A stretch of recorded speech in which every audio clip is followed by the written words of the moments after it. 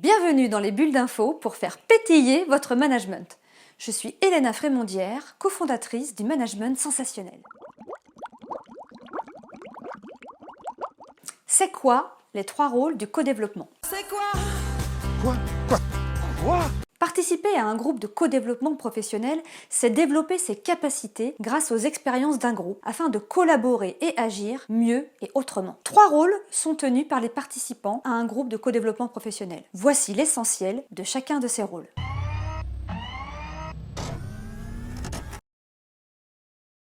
Nous avons le client en position centrale, les consultants et le facilitateur. Concrètement, au cours d'un atelier, un participant a convenu d'agir comme un client pour présenter au groupe son sujet. Les autres participants deviennent alors des consultants dont l'un portera le rôle de facilitateur pour assurer le bon déroulement de l'atelier. Quelles sont les principales actions pour chaque rôle? Voyons d'abord le client. Il va présenter au groupe un enjeu ou un défi auquel il fait face dans son quotidien. Ça peut être un projet, une décision importante, un objectif pour son équipe, une problématique, etc. Sujet qu'il veut mieux cerner pour avoir les bonnes clés d'action. Au cours de l'atelier, le client est centré sur son besoin et ses apprentissages. Avant l'atelier, il prépare la description de son sujet. Pendant l'atelier, il va présenter son sujet de façon concise, partager ses difficultés, expliquer ses attentes et écouter avec ouverture pour s'engager ensuite, après l'atelier, à mettre en œuvre les actions qu'il aura décidé de mettre en place suite à la consultation. Les consultants, ils ont pour défi d'apporter aux clients leur aide tout en retirant des apprentissages qui s'appliquent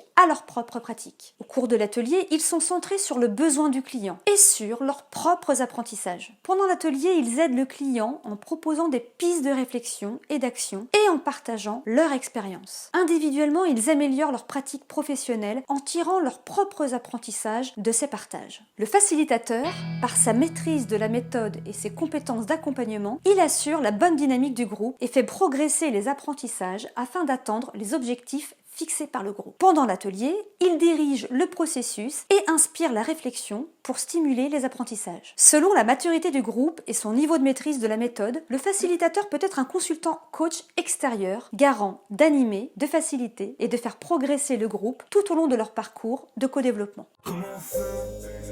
Ces 3 rôles méritent de s'y attarder plus en détail, car ils requièrent des habiletés spécifiques, notamment la pratique de l'écoute active avec bienveillance et non-jugement. Je vous invite à revoir et à découvrir la bulle d'info « C'est quoi les 6 étapes du co-développement » en cliquant sur le lien ici. Si vous avez aimé cette vidéo, n'hésitez pas à liker et à la partager. Et pour continuer à pétiller avec les bulles d'info, abonnez-vous. À bientôt.